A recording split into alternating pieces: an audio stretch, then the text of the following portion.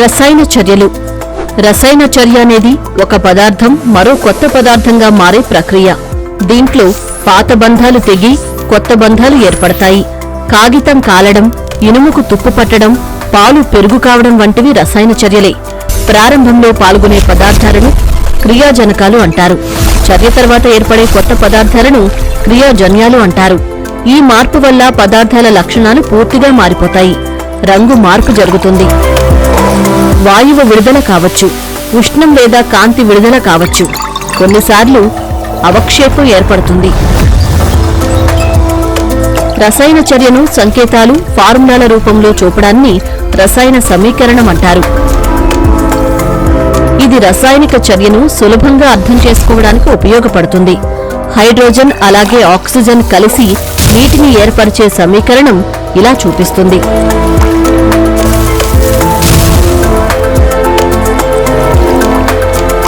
రసాయన చర్యలు 4 రకాలు.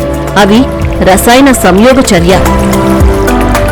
2 లేదా ఎక్కువ పదార్థాలు కలిసి ఒక పదార్థాన్ని ఏర్పరుస్తాయి. వీటినే రసాయన సంయోగ చర్య అంటాము. కాల్షియం ఆక్సైడ్, నీరు కలిసి కాల్షియం హైడ్రాక్సైడ్ అనే కొత్త పదార్థం ఏర్పడ్డమే రసాయన సంయోగ చర్య. ఇది ఉష్ణాన్ని విడుదల చేసే రసాయన చర్య. CaO+H2O CaOH2.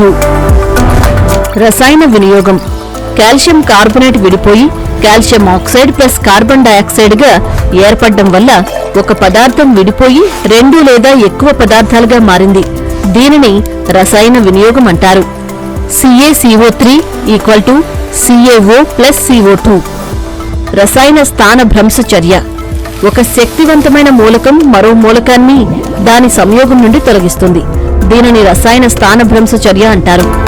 ఉదాహరణకు ferrous plus copper sulphate ferrous sulphate.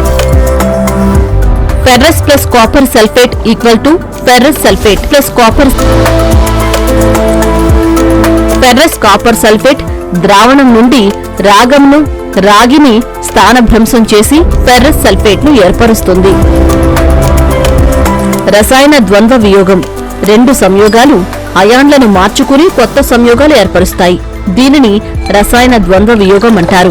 ఉదాహరణకు silver nitrate plus sodium chloride silver chloride plus sodium nitrate. ఈ చర్యలో సిల్వర్ నైట్రేట్ మరియు సోడియం క్లోరైడ్ పరస్పరం అయాన్లను మార్చుకుని సిల్వర్ క్లోరైడ్ మరియు సోడియం నైట్రేట్ ను ఏర్పరుస్తాయి.